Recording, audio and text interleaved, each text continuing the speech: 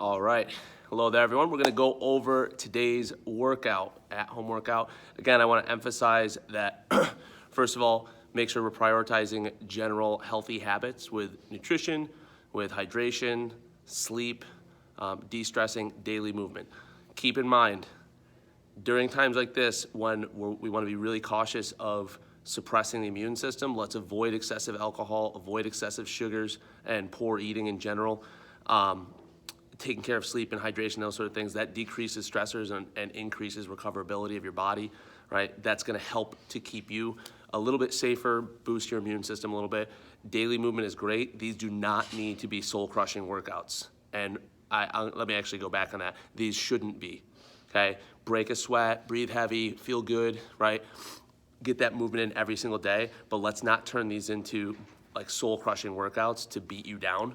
I don't wanna see that. It's not gonna serve you during this time. This is to build, maintain, and establish habits, okay? Positive, healthy habits during this time.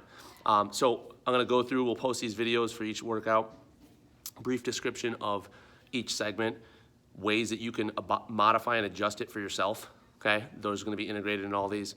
We don't know what equipment, if any, everyone has, so we're gonna give some options, but all these can be done without equipment, all right? Today, we'll start with our prep portion, which is gonna be 3 to 4 sets, 1 minute of slow burpees, 6 reps per side, thoracic bridge, 30-second squat hold, the bottom of the squat, and then a 30-second down dog.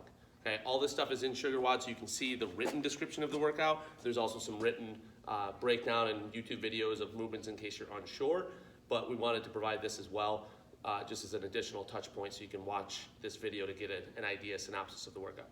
So our slow burpees, I wanna remind you guys, emphasize each position.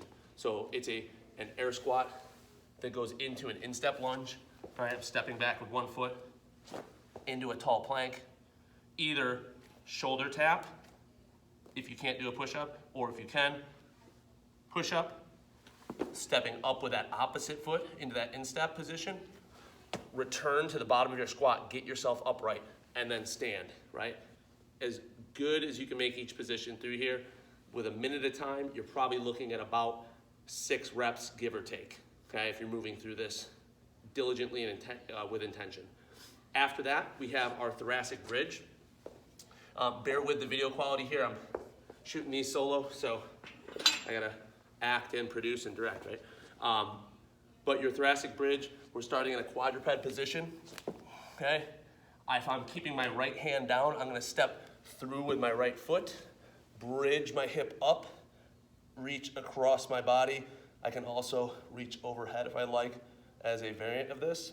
If stepping through, right, if being quadruped to bridge, if that kind of gets you mixed up, by all means, just get yourself into that bridge position, drop the hips, reach up and extend, drop the hips, reach up and extend, right? So a couple variations there if the footwork is a little tricky for you. 6 of those on each side, slow and smooth and controlled. 30-second squat hold. If you have something that you can use as a weighted element, by all means add this in. Okay, if you have a kettlebell, dumbbell, a backpack, I put a little video out and I'll put another one out about using plastic jugs like a milk jug or a laundry detergent jug or something filled with water or sand or gravel to give it load. You can squat those, carry them, press them, use them for a bunch of different stuff. Even swing them, just make sure you tape that lid really tight so you don't spill everything everywhere, and make sure it has a secure handle so it doesn't break while you're using it. But that's a really cost-effective and simple way to get yourself some weights at home if you don't have them, so you can load some of these movements up as you want. In that squat, just make sure chest is upright, feet are flat, okay? We're breathing while we're in that position for 30 seconds. After that, last movement is gonna be 30 seconds holding in a down dog position. So starting in that tall plank, and then I'm gonna drive my hips up toward the ceiling, heels toward the floor. Get to that position, pressing my hands actively into the floor, driving my heels down, and breathing, okay? 30 seconds there. If you need a timer, I really like the push press timer. It's free, download it on your phone. It's pretty easy to see, it's audible. it's a decent little timer to use if you want one. That's our prep portion, 3 to 4 sets of those 4 movements. We get into sweat. We have a 20-minute grind effort here. So however you adjust these movements, just make sure it stays within the realm of the recommended RPE. So that's about a 7 to 8, meaning you should be breaking a sweat, out of breath, right? But it's not maximal, right? We're moving, we're breaking a good sweat. The movements we have today, 30 squats, 1 minute wall sit, 20 push-ups, 1 minute tall plank, okay? You can choose to load or add resistance to any or all of these movements. You can select 1 or 2 of them. You can not load any of them, okay? Adjust this to your ability and accessibility to equipment, okay? As far as the squats go, if I have a barbell and I want to do empty barbell back squats, or maybe I'm a really strong squatter, you know, I got a 400 plus back squat, maybe I throw 100 pounds or so on my back. These should be 30 unbroken reps, right? So whatever that means for you. If you grab a dumbbell or kettlebell or a set of dumbbells or kettlebells, by all means you can load it up. Be creative if you want. If you only have one, sure, you could go goblet, but you could also go single arm front rack for half of the reps, switch, and single arm front rack with the rest of them, right? Just some variance here, guys. You don't need to do any of those things, but it's there should you choose to keep it fresh, mix it up a little bit, and based on what you have access to. Bands are another great tool that we can use for these things. So if we look at our push-ups, for example, in this workout, you can do regular push-ups just on the floor, okay? If you're really good with push-ups, you can take a band, wrap it around your upper back, okay? Get into that push-up position, and now we have some banded resistance in those push-ups, right? On the flip side of that, if push-ups are a struggle for you, you could change these to shoulder taps. You can also elevate your hands. Use a stool, a bench, steps, your couch, whatever you have access at home. Elevate your hands so that you can perform these reps successfully. As far as our isometric holds go, we have a 1 minute wall sit and a 1 minute tall plank.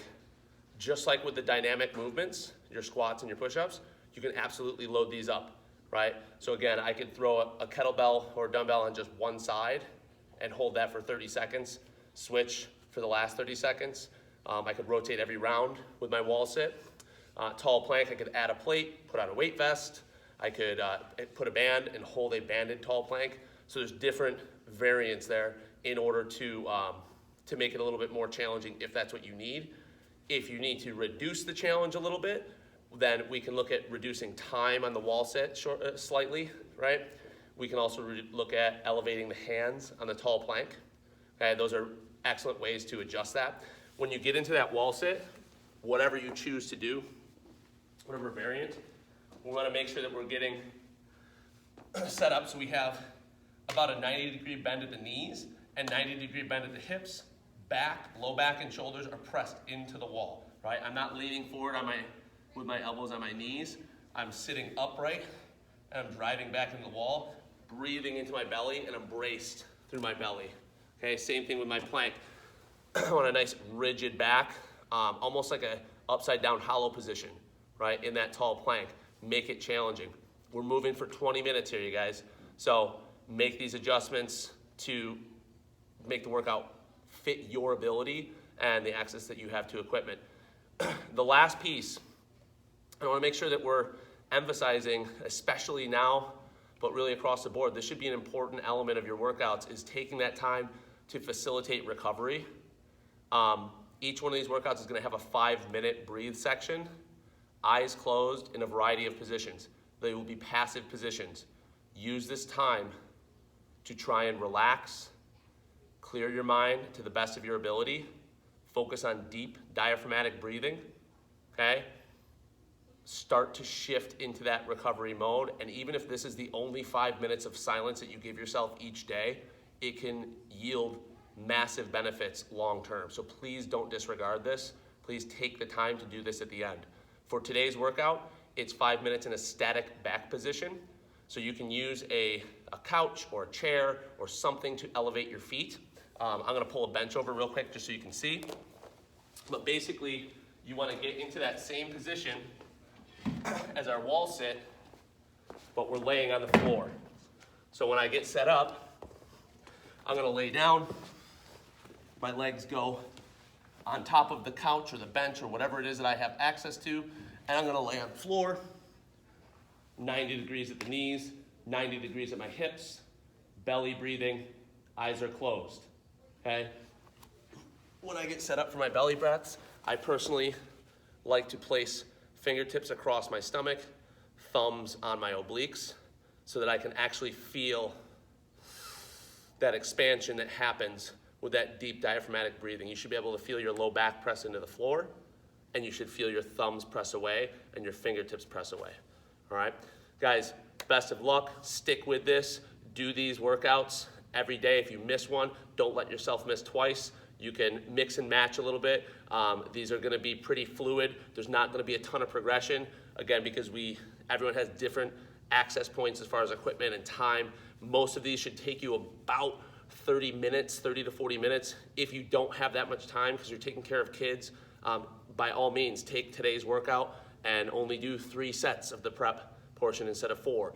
Cut that 20 minutes to 15 minutes, all right? So keep those sort of things in mind. You have some free range to adjust this, but don't avoid it, all right? Stay safe, you guys, stay healthy, and we'll see you for the next one.